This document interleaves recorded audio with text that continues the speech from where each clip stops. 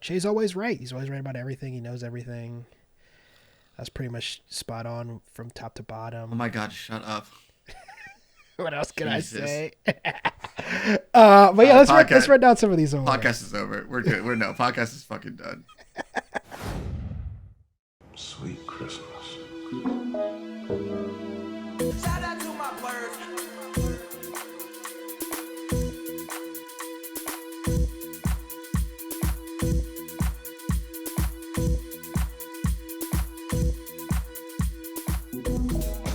Hello, hello, hello. This is Che. This is Cory. And this is the Next Time On podcast, a podcast where two lifelong friends discuss all things amazing and all things fetid in popular culture. I don't have a clever intro because this is going to be sort of a mini episode that we split off for time constraints because the last one ran long. So we're cutting out just our conversation about the Academy Award nominations and dropping it on your feed early. Yeah, it's a good conversation. I hope you guys enjoy it. Yeah, we'll do a couple plugs before we jump in, but then we're just going to throw it over to the Oscar talk. As usual, don't forget, follow us at Next Time On Pod on your social media platforms. If you haven't already, go check out the YouTube channel, youtube.com/at Next Time On Pod. And last but not least, don't forget to check out the website, nexttimeon.net. That's where we've got all of our archived writing, all of our old podcasts, all that good stuff. And yeah, I think that's it. Let's just jump into the episode. Sounds good. And we're back. What's up? All right. It's time to discuss the 95th Academy Award nominations, which have dropped as of today. And there are some surprises and some disappointments, but for the most part, as is always the headline with this podcast, really, if you guys listen to the last episode where we talked about predictions coming off the Golden Globe of what this could look like, Che's always right. He's always right about everything. He knows everything. That's pretty much spot on from top to bottom. Oh my God, shut up. What else can Jesus. I say? But yeah, let's run down some of these awards. Podcast is over. We're good. We're no podcast is fucking done. All right, Chad, let me know where you want to start at. Let's go through let's go through some of the technical awards really quick. I have some notes on like what is surprising. We'll just talk about like surprises and snubs. We'll probably do a more in-depth preview when we get to it. But just some thoughts on these nominations so far. So I think there is pretty much in the technical categories not much of surprise here, barring the, I think, staggering inclusion of Elvis in almost every technical category. I'm just really surprised by this movie in general. Just across the board, I'm so surprised to see like how well it has been received or trying to get accolades for a movie that I just didn't really enjoy. It's not a very good movie, and this reminds me a lot of 2018's Bohemian Rhapsody, which I think got a similar number of Academy Award nominations, including a win in Best Actor category and Best Editing, which for a movie that is edited truly terribly. Now, film editing is a notorious award in that basically it seems like nobody understands it, so it just ends up being the 5 highest vote getters from Best Picture is usually how it ends up now. So for those of you who haven't looked at the nominations, that is Banshees of Inisherin, Elvis, Everything Everywhere All at Once, Tar, and Top Gun Maverick.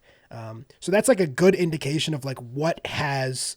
I don't think there's ever been a movie to win Best Picture that did not get a Best Film Editing nomination, and almost always the movie wins both. It's like a big indicator on the night of what is going to be Best Picture. This is very worrying for fans of good movies that Elvis is sitting in this category. It's not great. I think some people's pockets got lined or some shit. I don't know what happened. I mean, maybe, but I do think there is a weird fascination that I will never understand about Elvis story but also just stories based on real life. I think, as we talked about, ad nauseum the last few years about the acting categories in particular. People I really do think that's like, honestly, you're like, that really needs to be instituted in some way, shape, or form. Like it's a weird thing, because I mean, like, yeah, it's just like, oh wow, you did a really good job imitating somebody. It's like, who gives a shit? Like, that's not what I'm really like. It's also not. It's not anything that I find that interesting in acting. I don't think it's that interesting to like watch a bunch of videos of a person and then mimic them. That is not a thing that I find. And then do a transformation of your body. There's been a few times that I've been blown away by it. Gary Oldman in Darkest Hour is one of the more recent examples that I thought was really well done. But that is just like, I think it was so expertly executed to the point where I was like, Jesus Christ, that you give the guy the award, so be it. This performance by Austin Butler is like fine. I don't really get. It's just weird because this movie is not. It was not that celebrated at the time. I don't even think that many people fucking went to go see it. Maybe people just love Baz Luhrmann and want them at their award show, I guess. Either way, the biggest surprise. I don't really know. I feel like maybe it's part of that, like, like Baz Luhrmann hasn't like really done much in a while, and maybe like this is gonna be his opus or fucking whatever. If this is his opus, we're in big fucking trouble. Dude, it's Baz Luhrmann, man. It's Baz Luhrmann, bro. Like, this might actually be his opus. Some people fucking ride for Baz Luhrmann. It's not Hey, me. man, listen, like, good for them, man. I'm not trying to dunk on him too much. It's just like, this isn't. I don't get it, I guess. No, me neither. The biggest surprise in the technical categories is obviously the inclusion of Elvis Presley all over the place. Elvis all over the place. I am surprised, sort of, to see. I think we talked about this on the prediction show for the nominations. I am surprised to see that Roger Deakins and Darius Kanji got cinematography nominations for two movies that were pretty uncelebrated. Empire of Light, I enjoyed, but got pretty mediocre reviews. And Bardo, Cory, did you even hear about Bardo? I actually did today, but like weirdly not like through this. I don't even know why, but no, I really had no idea about this movie. So Bardo, False Chronicle of a Handful of Truths, is the, I think, pretty surprising disaster. There are parts of it that I really like. It's actually, in a way, it's a parallel to Babylon, another movie that lives in my head rent free. But this is Alejandro Iñárritu, Academy Award winner. His Netflix. How did I not hear anything about this? I mean, because it's just not a very good movie, and not many people watched it. It got dropped on Netflix pretty unceremoniously. Obviously, people don't recognize Iñárritu's name. He's The Revenant, Birdman, Babel, Amores Perros, 21 Grams. I mean, he's like a legendary Mexican director. And this was just like not very good. It is shot well, and I love Darius Kanji. He's like one of the greats. He also released a movie earlier this year, Armageddon Time, that I think is shot even better than Bardo. It's not as flashy, but I think it has better technical elements, and I like Armageddon Time better than most people do. But I really ride for James Gray. I'm like obviously, if anybody's listening to this, I'm a big Ad Astra fan, and I thought Armageddon Time was pretty great. Love Ad Astra. If you love Ad Astra, you should see Armageddon Time, but don't expect a movie like Armageddon Time. They couldn't be more different, to be honest. This seemed to be the year of like directors really diving into autobiographical pieces. It is James Gray's like response to. It is like in a same way, like sort of like The Fabelmans and any number of the other many autobiographical pieces that came out this year. Weirdly, I think those are the big surprises. Also, production design for The Fabelmans seems weird. People love Steven Spielberg, but that movie was just like shot in like the middle of Arizona. I don't really get production design for that one, but so be it. I'll quickly run down some snubs. Yes. We don't need to spend all day on it, but editing. I thought there was a lot of really cool, really well edited movies this year, including Triangles of Sadness, which got a bunch of other nominations. I was surprised to see it didn't get a nomination for editing because I thought it was edited really well. Especially that last sequence on the island is fantastically edited. One of our more fun movies that we talked about in this podcast, Christopher Telefsen for The Menu. I think The Menu is really edited really well. Very well. And I think honestly might be my favorite part of that movie. I was surprised. It's a very clean movie in that capacity. But like I said, the editing award, for a number of reasons, I think editing is hardest of the technical awards, is the hardest to really understand if you're not one in like the Editors Guild or fucking obsessed with movies in the way that some people are, including myself. But I would love to I'm going to shout out Tom Cross, because Babylon, although there are parts of that movie that I think are edited sort of weirdly and not great, there are parts of that movie that are edited incredibly, including the opening 30 minutes, which is like rip-roaring insanity, and the fact that Cross managed to piece together something that's like coherent and fantastic, I think. And the Margot Robbie montage in the middle is beautifully done too. So there are parts of the movie that I think are edited better than anything I've seen this year, but not a huge surprise to see him not nominated, just because of, I mean, the movie's not like super great. Okay. It's okay, Jen. Listen, I'm perfectly happy to live on Babylon Island all by myself. Couple of quick shout outs for cinematography, my favorite of technical awards. This category, I think, other than Mandy Walker hanging out for Elvis, which I think is poorly shot film, is like a pretty strong category. I already talked about Roger Deakins and Darius Kanji. Surprised to see them get nominated, but I like those films. Obviously, we have James Friend for All Quiet on the Western Front, which cleaned up at these nominations way more than I was expecting. I really put my horse behind Decision to Leave as being the foreign film that was going to perform really well at the Oscars, but All Quiet on the Western Front getting second most nominations of the night, tied with Banshees of Inisherin, only 2 behind Everything Everywhere All at Once. So surprising, but very, very, very good war film. So if that's your kind of thing, you should definitely check it out. And then closing out that category is Tar, Florian Hofmeister. Couple people that I mean, really, if we're including snubs as anybody that did a better job than one of the nominations, it's almost all movies shot this year. I think Walker's shooting of Elvis is terrible. Apologies to Mandy. But some really great standouts. Matthias Picard for Athena, which is another movie that I think gets let down by the script and the plot, or the script and the acting, but the directing and the cinematography of the movie is batshit crazy. Ben Davis for Banshees, and Arno Valls Colomer for Official Competition. Not a flashy shot movie, but beautifully shot, so that was never going to get a nomination. But I am still to this, I will never understand how Nope did not get any nominations at these Academy Awards. Pretty surprising, honestly. I was like, that was the one that I just didn't even like. I was just surprised across the board just because I see the missing.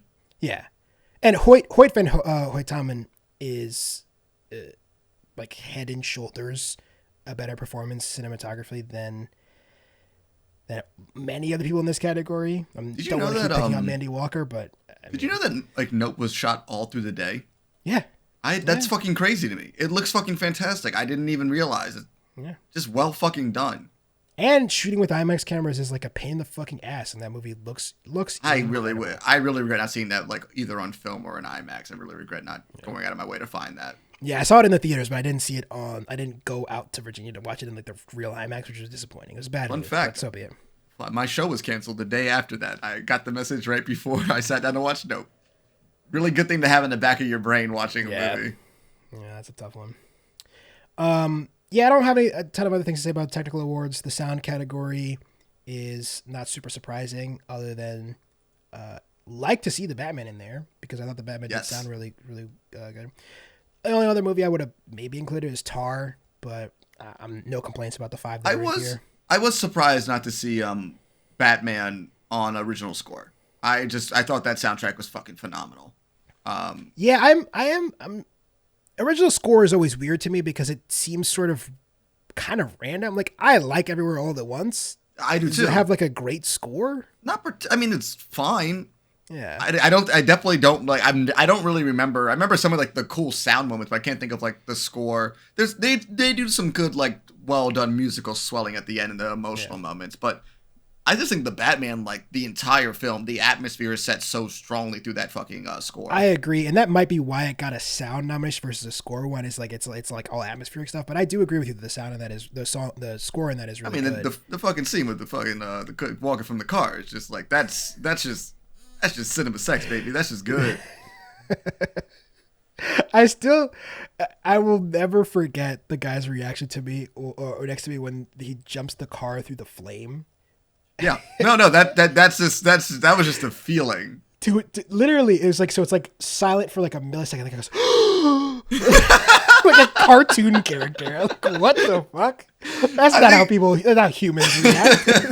I mean, sometimes I think it's like give and take with like full theaters with things like that, because sometimes like things like that kind of like it makes movies fun, and I definitely remember that. But other times you can get assholes who are just like laughing during the end of the Infinity War. Yeah, there's a obviously people know I am pro no human beings in my movie theater screening, but there is, because you can go over the top pretty quick, but every once in a while you can get somebody who adds something to the movie. And to this day, the number one example of that for me is when I was seeing The Dark Knight, and when the truck flips and that right before it hits, somebody in my theater just goes, "Oh damn, that's a truck."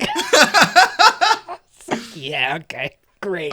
During The Last Jedi, when the scene where they do that, like Rian Johnson has that silent shot after the ship gets shot through the other ship, and there's like one kid behind me, whoa, and I'm like,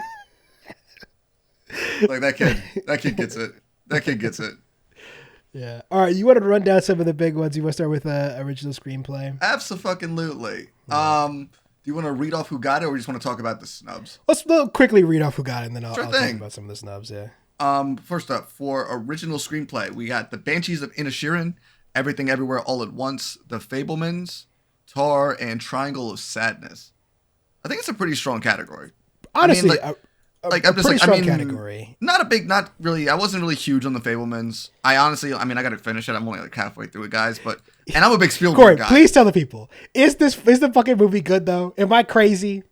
I don't know. Okay, I don't know how I feel around Spielberg, because like he makes movies where I'm like, I don't know if this is good or not, but I really like the emotional heartstrings you can pull on me. It's so sentimental. He's the sentimental king. I will give him that. Sometimes I like some sap, and I mean Spielberg is the reason why I think I like movies as much as I do. But yes, it's fine. I'm not here to shit on a legend. He's clearly one of the greats, maybe the greatest filmmaker of all time. And if anybody's allowed to make their own movie about themselves, it's Spielberg. He's earned that right. But it's not very good, right? It's not very good. It's not very good. Thank you. It's not very good, but it's not bad. It's just no. But I think part of it is just like the reason it's getting like adapted for nominated for all these things is because it's like Spielberg's movie. Yes. And I feel like that's fine. If this movie was directed by James Gray, it would have no nominations. It just wouldn't. It wouldn't. But so be it. Here we are, and I agree with you. I think this is a pretty. If we're just talking about the 5 nominations in a vacuum, I think it's a solid list. I honestly only could think of 2 movies that I think maybe should have gotten nominations instead. One, very weird that I think it got 0 nominations at the Oscars. It's going to be a big performer at the BAFTAs because this is a British movie, but that is After Sun, the script for which I think is great. This is the Charlotte Wells film from earlier in the year, from A24, representing with the sweater today. I honestly shocked. Written and directed by Charlotte Wells, but I shocked that there was 0 besides Paul Mescal. So it's not like the Academy didn't hear about this movie. It'd be even in a weird way. It'd be less weird if there was no nominations at all. But they've clearly seen the movie because they nominated Mescal, but didn't think the script was strong, or like, I don't know, a number of things that I was surprised to see it didn't get nominations for. And the other one, like I said, I put a lot of stake behind this movie, Decision to Leave, which I think is beautifully written. It's rare for foreign films to get script like original screenplay nomination, so it's not super surprising, but still would have been nice. I don't have a ton to say about adapted screenplay, so if we want to run that down, so we can. Sure, but like, I mean, Shay, for the quick betters in the universe, and I guess I'm going to ask you the same question after adapted screenplay. So who do you think is going to take home the award for Best Original Screenplay? So Best Original Screenplay in general is often like the makeup award. And I think what's going to happen night of. Looking at you, Django. Yeah, I think what's going to happen night of is Banshees will win original screenplay, and then a different movie, which I think I guess we'll save my thoughts on that, will end up winning Best Picture on the night. And I think I have a feeling about which one's going to win that one. If I'm picking of these 5, it's Banshees by like an inch over Tar, but I don't think for some reason I don't see Tar winning this one, even though Todd Field has like a real great script on his side. I have a feeling that these Oscars are going to follow along a storyline. Someone's going to be walking out of here with a shit ton of stuff. I don't know which film will be doing that, but I think there's going to be like... I have a feeling. I hope it's the one I think it is, but I think there's definitely going to be... it's going to be a storyline following 1 or 2 movies, but I think it's just going to be one. There's no reason to dance around it. I think Everything Everywhere All at Once is going to clean up on the night, and I think a big part of that is ranked choice voting, which I think is bullshit. I do not think ranked choice voting makes sense in award shows. It's great for politics because politics is about finding the least offensive thing to lead people. Ranked choice voting does not ever really get you, unless there's a runaway candidate, doesn't really get you the best thing. It gets you the thing that is least offensive to most people. And a movie like Banshees, which is at times very dark and violent, is going to be last on a lot of people's lists for stuff like this. Same with Tar, which is pretty dense and ends darkly. It's the big reason why like Goodfellas famously didn't win the Best Picture, is because the end of Goodfellas is very sad, and very sad movies don't connect with a lot of people. Everything Everywhere All at Once is a big crowd-pleasing movie. It's very popular. It will get a lot of eyes on the award show, which is a big thing the Oscars care about. And it is, of the movies in almost all these categories, it is the thing that is least offensive to most people. Like there's just not a lot of people who hated Everything Everywhere All at Once. If you hated that movie, you're a bad person, I think. Right. And that's why it's going to clean up. We'll see. I would love for it to be Banshees and Tar, but I'm not like against Everything Everywhere All at Once. But we can. I'm like also like in a weird way, I'm kind of like pulling for Everything, not because it was my favorite movie from last year, but I kind of like the idea of like a smaller distributor, even though A24 is now a monolith that's huge, but like a smaller than like, Fox or Warner Brothers winning. Or Apple, which won last year. Fair, I'm sorry, I forgot about Apple, but still, Apple's Apple. Apple, which won last year for a movie that, similarly to Everything all at Once, is like very happy, very crowd pleasing, and not the best movie of the year, in my opinion. So, but these things happen. Listen, Cory's got to do his movie binge before the Oscars comes out, and have you watched Banshees yet? No. I think you'll fucking love Banshees. I think I will too. It's just I think I'm watching it tomorrow. I was gonna watch it tonight, but we're doing this. I'm gonna watch it tomorrow. It's the first on my list. I'm excited to watch the movie. That's one of the movies I was very excited to go. It just like timing never kept working out for me. I'm very excited to see it. So, we're definitely gonna have I'm excited to do our recap episode just because I'm excited to kind of go through these things. All right, let's kind of keep the ball rolling. They're kind of long on today's episode. Let's hop over to supporting actress. We have Angela Bassett, Black Panther, Hong Cho for The Whale, Carrie Condon, The Banshees of Inisherin, Jamie Lee Curtis, Everything Everywhere All at Once, and Stephanie, Zhu, Everything Everywhere All at Once. Only surprise here is I was surprised that both Everything Everywhere women got nominated. I like their performances, but I didn't see 2 nominations for them. Yeah, I didn't either. No nominees for anybody from Women Talking is surprising to me, but also that might be just a factor of like just splitting votes. It's a lot of great performances. I'm sure they all got votes, but not enough. Jessie Buckley would be my pick if I was picking just one to get a supporting actor or actress a nomination. And Amy Lou Wood in Living, which honestly surprised me because I did not particularly like her in Sex Education, which is the only time I've seen her, but she's great in Living. So she'd be another one that I would call like a snub if I was really... I think this is a strong category. I think it's like a 2-women race though. The best performance by far is Hong Chow in The Whale. But I think there's a world in which Angela Bassett takes it because people love Angela Bassett, and I'm perfectly happy with that. I'm fine with that too. I love Angela Bassett. She was fantastic in Black Panther. Carrie Condon is like sick in the Banshees, but she's not a big enough part, I don't think, to take this award. But that's fine. We can keep All right. blazing. Cool. Supporting actor, we got Brandon Gleeson in the Banshees of Inisherin, Brian Tyree Henry in Causeway, Judd Hirsch, The Fablemans, Barry. Is it Kennigan? Barry Kehoe. Really? That's how I've heard it. Barry Irish Kehoe. names are weird. You see how Saoirse is spelled? I I don't think know. it's Barry Kehoe, but I don't know. Yeah, that guy. You know the guy from Banshees of Inisherin. And He was almost Ki the Hong Joker. Kwan. He technically is the Joker. Yeah, I guess Ki he is Hong the Joker. Kwan and Everything Everywhere All at Once. So Kwan won the Golden Globes. I would like to live in the universe where Data wins an Oscar.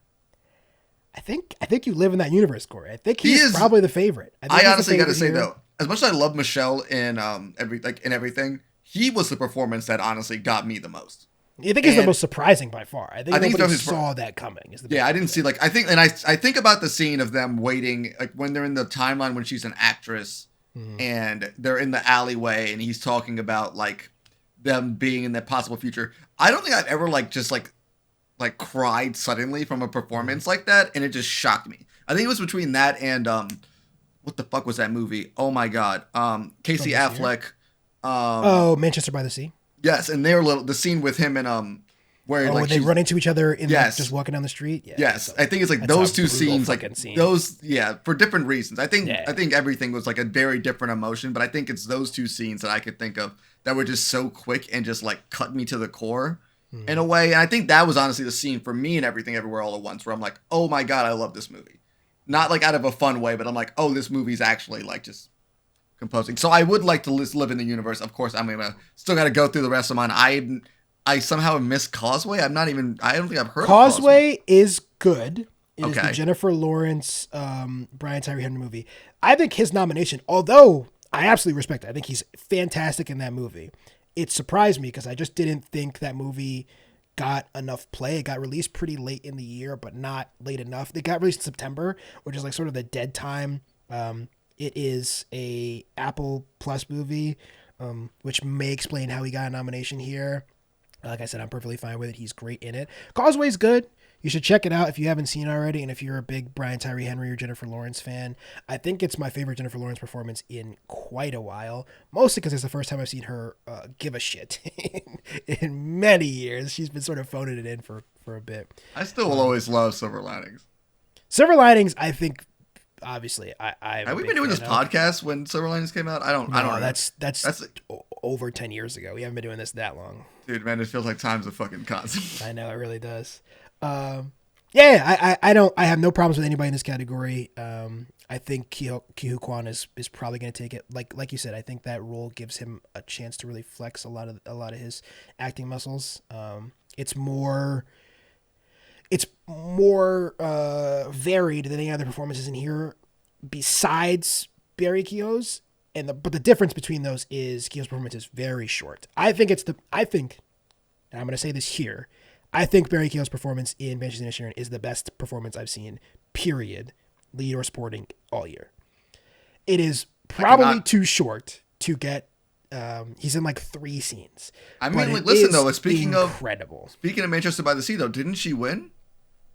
Yes, I think she did. And But that there's was also famously the mother from American Gangster, whose name I'm forgetting, who was in I think 2.5 minutes of the movie won for best supporting actor. That's some gangster shit. That was not intentional. I'm so sorry, everybody. All right. Let's keep moving though. We are very long, my friend. Yeah, we are.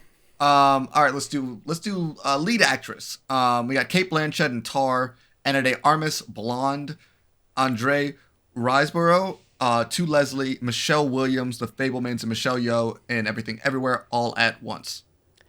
For the first time in quite a while, we have a genuinely strong collection of performances in the Best Actress category.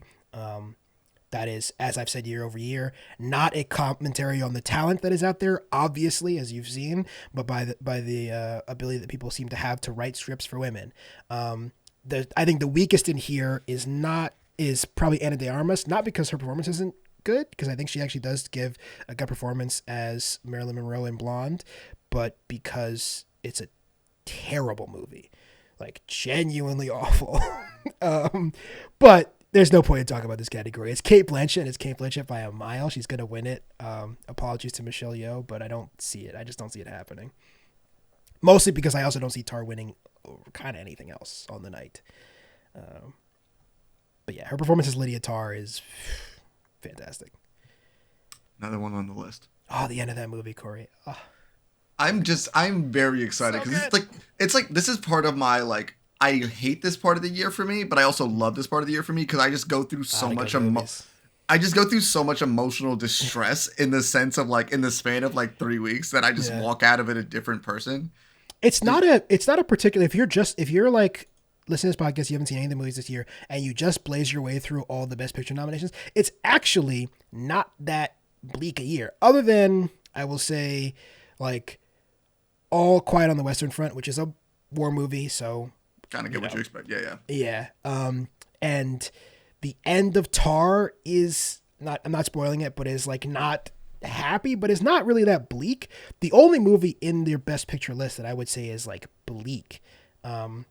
And even that ends in an uplifting way, even though cynical old me was like, I mean, I guess, but they're still fucked because the world is fucked, is Women Talking. Women Talking is like obviously an awful movie about, it's a great movie, but it's about women being sexually abused in a Amish community. And thus is not like full of like a ton of laughs and fun. Yeah. But yeah, you don't have your like, I mean, there's no Schindler's List this year. I'll say that. There's no like movie that will make you weep. And there's no Manchester by the Sea. There's no movie that like beats you over the head with how bleak it is.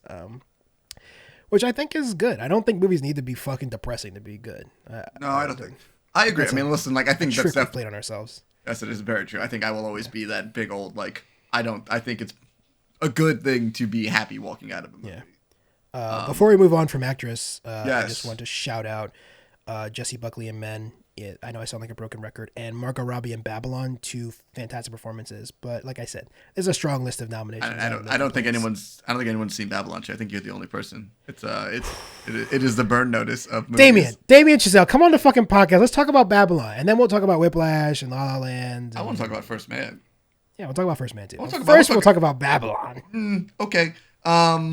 I think Jay and I were throwing around an idea of him just trying to describe to me what Babylon is. I really, really, really want to do a Babylon episode. We're going to figure out what the hook is there, but whatever we'll figure that out. Probably tackle that after the Oscars because we got some stuff coming up. All right, let's we got 3 more categories we're going to go through, guys. Actor in a leading role. Austin Butler, Elvis. Colin Farrell, The Banshees of Inisherin. Brendan Fraser, The Whale. Paul Mescal, After Sun, and Bill Nighy in Living. I just want to pat myself on the back a little bit. I called this one 5 for 5 you did. down the line. And you did. I mean, to be fair, it wasn't that hard. I actually don't really know who's going to win this because I'm like in denial that it's going to be Austin Butler. I feel like it probably will be because he's playing Elvis, which is a real person. I just want to live in this. Like, I want to live in my best universe. Brendan Fraser probably should win this. In the world that we live in, like still the best performance I think of this list is Colin Farrell. But if we're just talking about like what's the best Oscar night narrative, one, nobody fucking saw Elvis, so nobody cares about Elvis. Nobody cares about Austin Butler. Everyone would be so overjoyed to see Brendan Fraser win.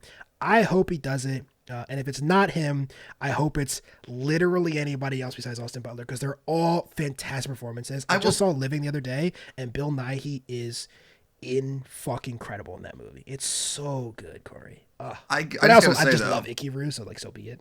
I mean, like in the end of the day, though, no matter what happens, I'm very happy to see Brendan Fraser. And this is like the best time. Just nominated. It's just great to see these 2 actors just like nominated. Like, because like over the years I've listened to this, I'm a very big Brendan Fraser fan, so this is. If you guys haven't already, and I don't know if you have either, Cory, go check out the Actors Roundtable. It's one of my favorite things that comes out every year around the Oscars, where they just get a bunch of nominees from. It's not always the Best Actor nominations, but they get a bunch of people who have been nominated throughout awards of the year, and just have them sit around and talk to each other about acting. And this year had Brendan Fraser and Ki-Ho Kwan as part of the roundtable, and it is one. They're just like both very happy to be like they're just clearly so excited to be part of the discussion again, which I get. But they also just have a lot of really interesting insights into acting, and Yeah, it's a great I watch. also will recommend you guys if you can find like Brendan Fraser recently did an intro before a Mummy screening in London. Like this is like last week, and it was just like a very like clearly he's just very like so caught up in the glow of like Yeah. how well this is doing, but he's kind of talking about the Mummy, and he's like, we had no idea what kind of movie we were making. We thought it was a drama at one point, a comedy. It's like, and he's just going through things, it's a horror film, and I'm like, yes, and that's maybe why I love it so much, and maybe that's why I love him so much. All right, next up, director. We have Martin McDown, Donna, whatever. In the Banshees of Inisherin. It's late, guys. I've been doing this for 2 hours. Daniel Kwan and Daniel Chenier, the Daniels. How dare they write out their full names? I know them, the Daniels. Everything Everywhere All at Once. Steven Spielberg, The Fablemans. Todd Field, Tar, and Ruben Östlund, Triangles of Sadness. Ruben Östlund was a shock to me. Not that I didn't love that movie. It made my top 10 as we talked about. That movie's getting a lot of love. Yeah, I didn't think he was gonna get this much buzz, mostly because it's like a pretty gross satire of wealth. This is one of the categories I have absolutely no read on. I think this is a 3-horse race between Everything, Tar, and Banshees, and it will have a lot to do with who wins the other big awards. Really, I don't think anyone's going to sweep. So whoever it is on the night, if it ends up being Banshee's night or Tar's night or, God forbid, The Fableman's night, I don't think anyone's cleaning up all these categories. That would surprise me. But yeah, I really don't know. I as we get closer to the Oscars, I'll have maybe a better read on what the buzz sounds like. If I had to pick right now, I would say this is going to go to McDonough for Banshees, and Best Picture will go to Everything Everywhere All at Once. Classic Moonlight La La Land situation. Yeah, that's what it feels like. But I would say, I would probably put Best Picture. Yeah, I mean, I don't know. This is like I'm excited to see all these movies. I think we probably will end up doing one quick like last little episode. I don't want to promise anything to anybody, but like one quick little episode right before the Oscars come out. Maybe, or we maybe might just not. check back in after the film. We'll probably just do that. We'll see. I don't know. All right, last up, guys. We got the Best Picture category. And we can let you guys all go because we know we hold you down and make you listen to every one of these episodes all the way through. Best Picture, we got All Quiet on the Western Front, Avatar: The Way of Water, The Banshees of Inisherin, Elvis, Everything Everywhere All at Once, The Fablemans, Tar, Top Gun: Maverick, Triangles of Sadness, and Women Talking. Another unsurprising list. I think if you listen to our last episode, I was pretty confident that that 5 of these would make it. They did. I think the one surprise here, which is just like an unpleasant surprise, as I've said all episode, is Elvis. Elvis is not a good movie. There was a lot of good movies this year, including in this list. It's very surprising that the podcast with 2 black nerds are very not super thrilled about Elvis. Listen, I'm joking. I have a La La Land poster behind my head. I love white people shit. Don't get me wrong. I think Elvis. This is not good white. Literally people king of white people shit. It's true. He is the king of. And I don't want this to come out like I have no problem with Austin Butler. He's fine in Once Upon a Time in Hollywood. I'm sure he'll be great in Dune. He's that's in Elvis. I think that's the thing about him now. I'm like, listen, man, no matter what, I gotta be fine with you a little bit because it's fine. I have a feeling that he's not gonna be taken over. He's not going to be a storm that takes over. I mean, Rami Malek, I don't as much as I love him, has not like been everywhere after his Oscar win. Which honestly, to me though, that makes me sad though, because I like Rami Malek a lot. And I like Rami Malek way more than I like Austin Butler.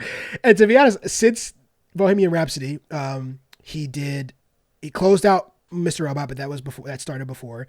The 2 things that he's done since then, of real note, he's been in a couple other things that didn't really hit, but the 2 things he did was he was like a pretty, I think, not great villain in No Time to Die.